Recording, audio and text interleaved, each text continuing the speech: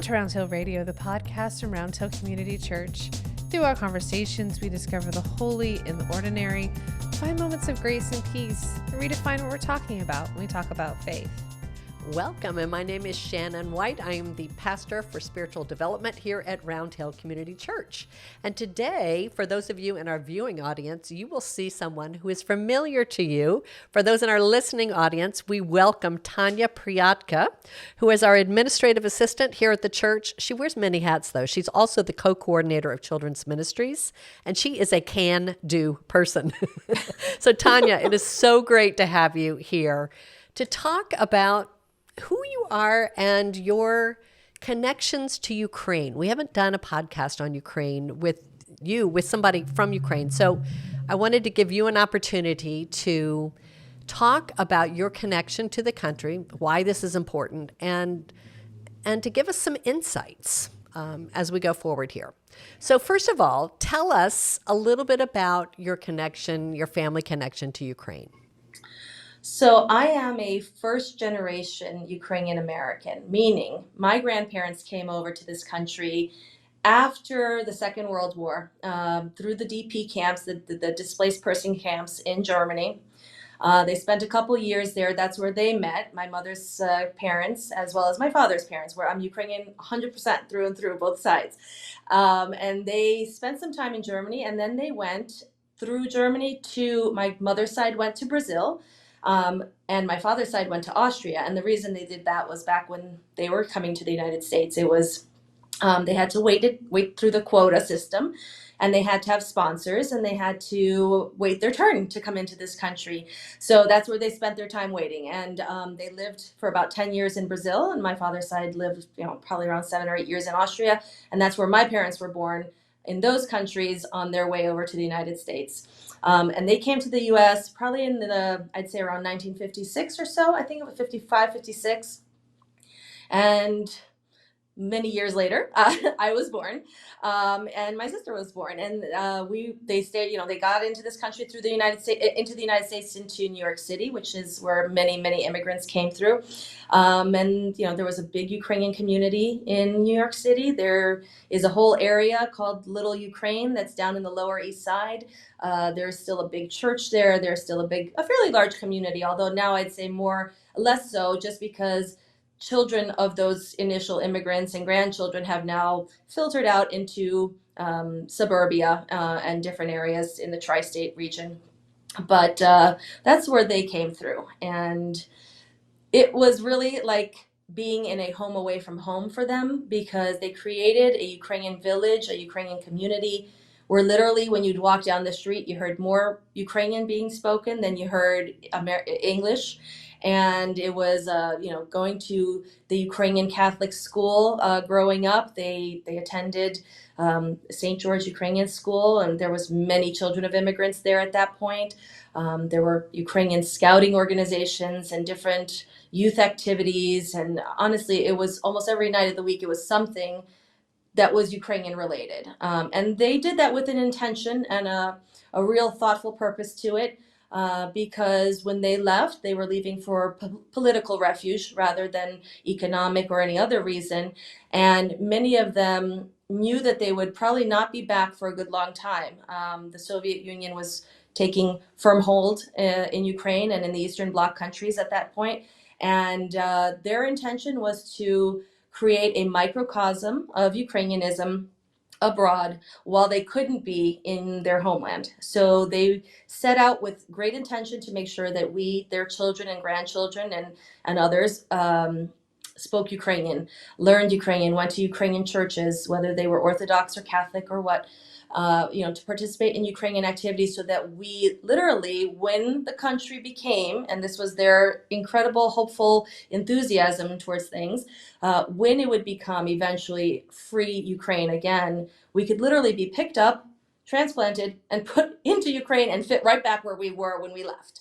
So that was, and in fact, you have continued on that heritage, right? You have been to Ukrainian school here. Your children are. So tell us about that. How have you continued that?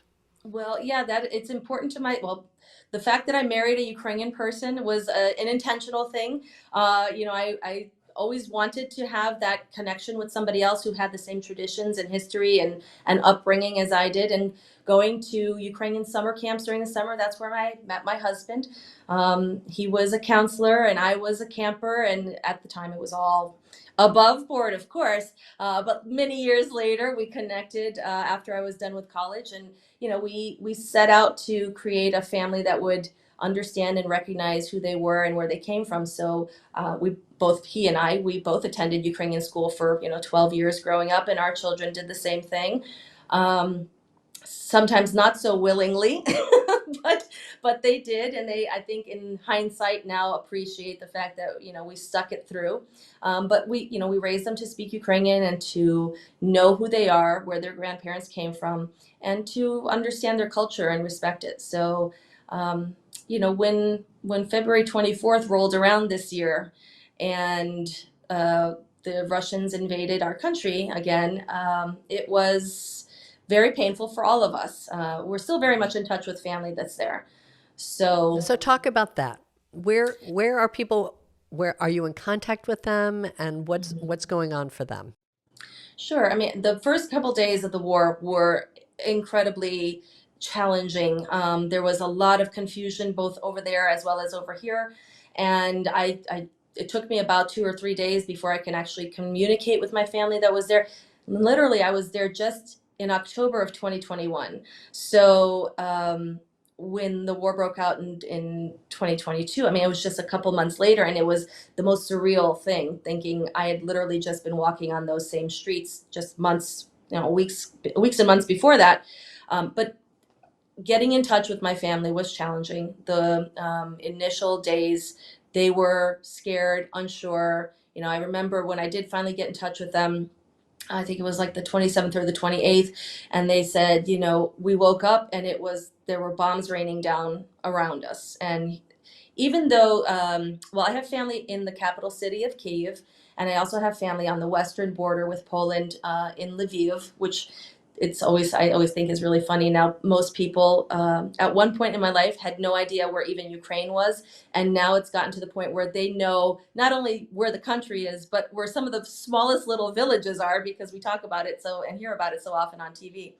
But they live, about 30 miles outside of the Polish border. So the ones in Kyiv were probably the most affected by the actual invasion, by the actual military aspect of the invasion, because I think at one point the bombs were raining down probably as close as 3 miles away from where they lived.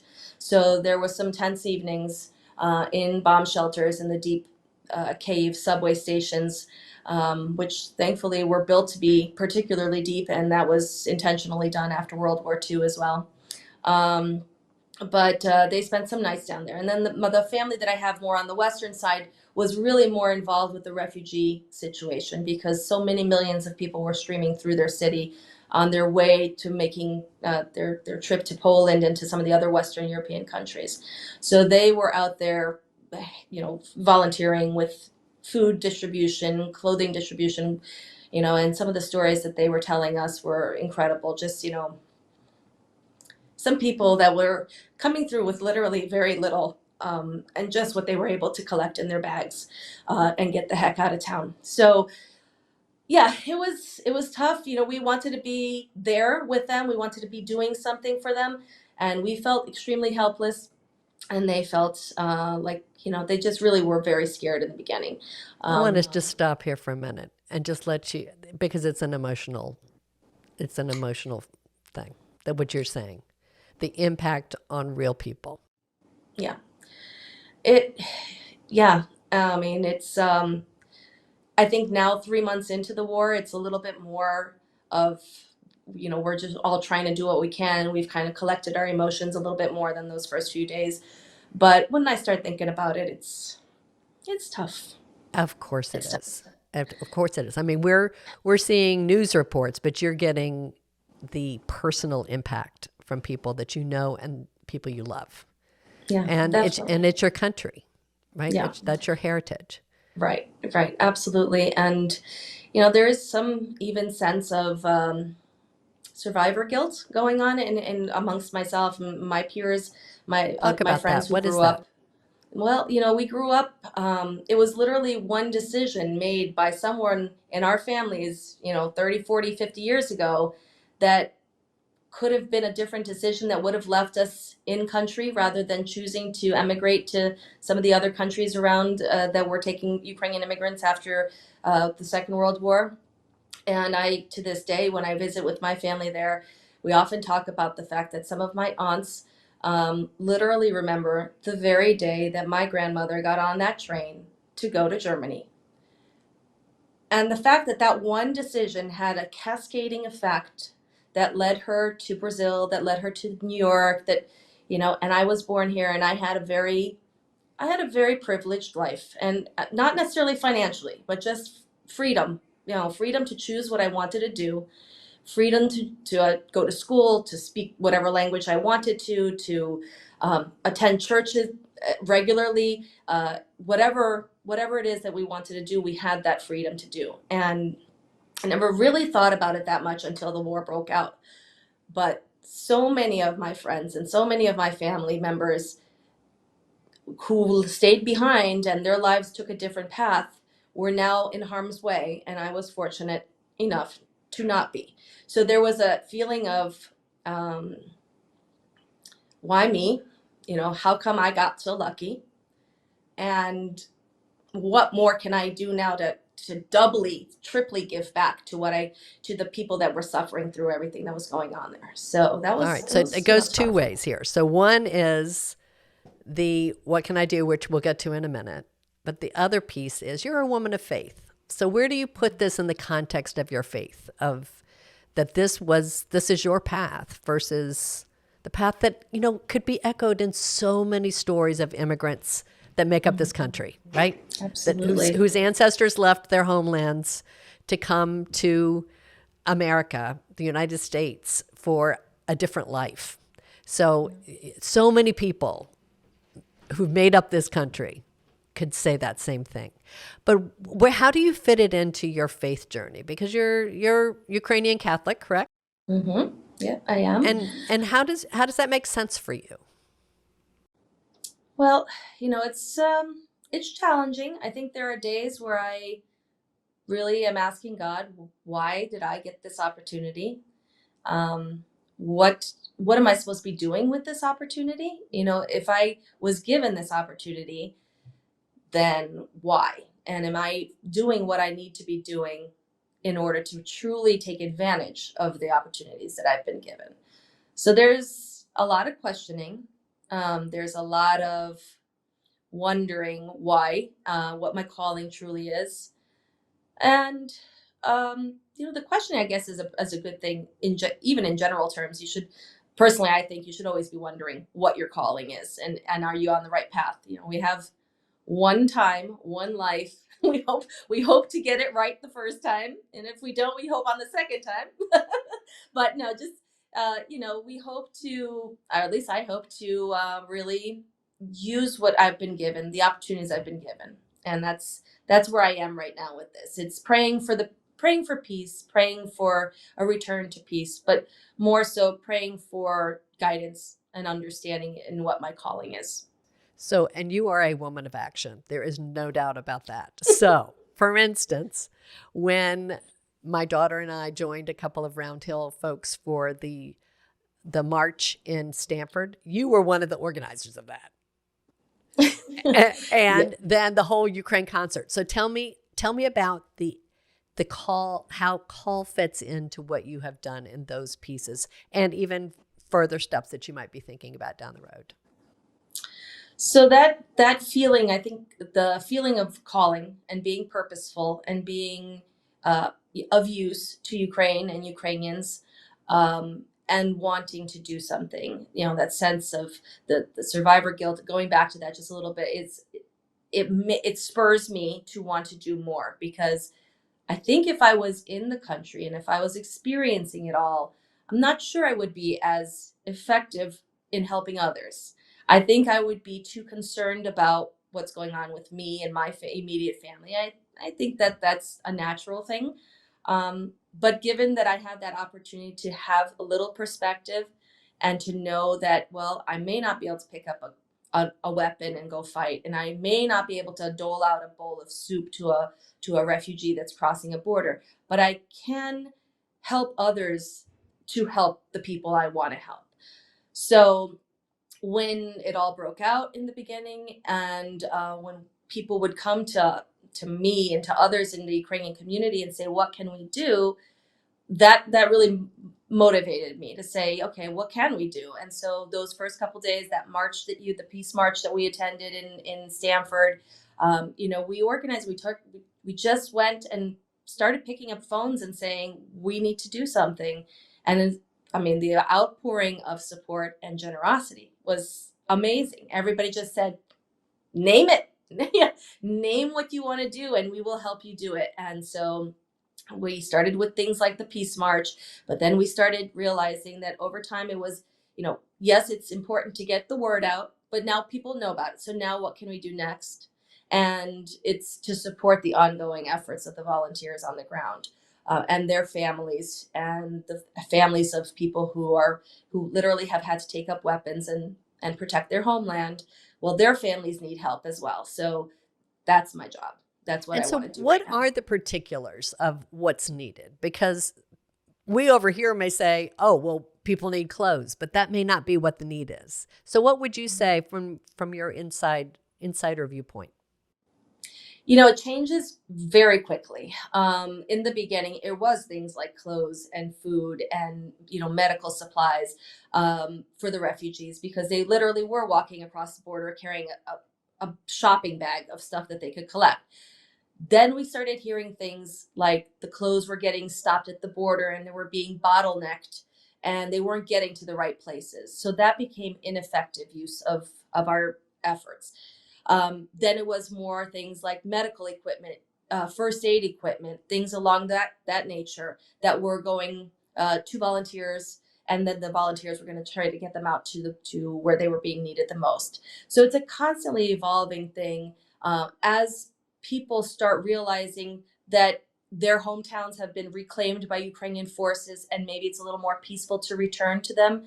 We're seeing now thousands of refugees turning around and coming back. So there's going to be a lot of work that needs to be done in order to help them resettle, because what they come back to may not be what they left behind. There may not be a house, there may not be anything left there, and they'll be building from scratch. So that's going to be the next focus on things. Um, and then, of course, I mean, once we win this war and we reclaim all our territories, it's going to become a matter of rebuilding the country, and the financial and economic burden that's going to be is just astronomical, just astronomical.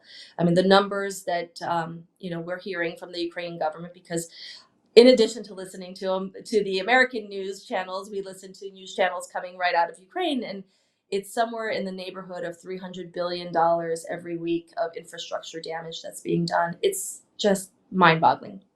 So it's constantly changing. Yeah. So how do you talk about this with your kids? And how do you maintain hope? Well, hope is an interesting thing. I think the more you feel effective and the more you can do stuff and you see that effort is making an impact in someone's life, it gives you hope that you can keep doing something, and keep on keeping, I guess, is the theme in our house these days. My children, it's interesting. My daughter was on a college campus in the Midwest when the war broke out, and believe it or not, there is a Ukrainian club out there at her school, and so she got very involved with them. And they also organized peace rallies, marches, candlelight vigils, collection of medical equipment, that first aid equipment that was sent over, so that they were also feeling like they could do something. And these were many of the kids that are in the Ukrainian club are similar of age and also backgrounds where their families came over after the Second World War. So she had a lot in common with them, and they were giving interviews on the local media. People were asking them what could be done. So that gave her a sense of feeling like she was part of the solution. My son is at the local high school here, a public school, And he's been doing his own little thing. He's big into hockey. That's his sport. And so he organized activities for, some of his ice hockey buddies to be doing a fundraiser for Ukraine and whatnot in his own little way. He's kind of different from my daughter. He's not as outgoing. He's a little bit more on the quiet and shy side. So he does his little work quietly and powerfully, but it's his. And so, we talk about it and we pray about it. We do a lot of outreach to see how we can help and keeping that faith that it's all gonna pan out in the end. And it's what gonna do work you out. pray for? What do you pray for? I think we pray mainly. It's easy to say that we pray for peace because clearly I think we all want peace in our world, whether it's in Ukraine or anywhere else. But I would like that our country in Ukraine would feel that opportunity for the kids who have grown up in the last 30 years in a non-Soviet Ukraine, in a free and independent and democratic Ukraine. They understand what it means to have that freedom and those choices. And that's why I think so many of them are fighting so hard. We tasted it and it's good and we don't want to go back. And so for them to have that bright future that they want so badly, that's what we pray for. That's a beautiful way to wrap it up. Would you bless us in Ukrainian before we go?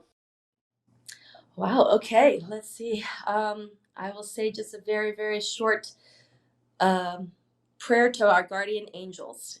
This is something we've been saying with our children since they were tiny little children. But Ангели мій, хоронителю мій, все при мені стій, рано, вечір, вдень, вночі, будь мені до помочі. Стережи душу і тіло моє, заведи мене до життя вічного. Амінь. And basically that's our version of our angel guardian taking care of us and helping us to find our way to heaven eventually. May it be so. Tania Priatka, sister, friend, woman of faith, thank you so much for being part of this conversation today and for sharing your love and your heart and your story. Thanks. It's been my pleasure. Thank you so much. Thanks for listening. Round Hill Radio is brought to you by the friends and members of Round Hill Community Church. For more information, please visit roundhillcommunitychurch.org.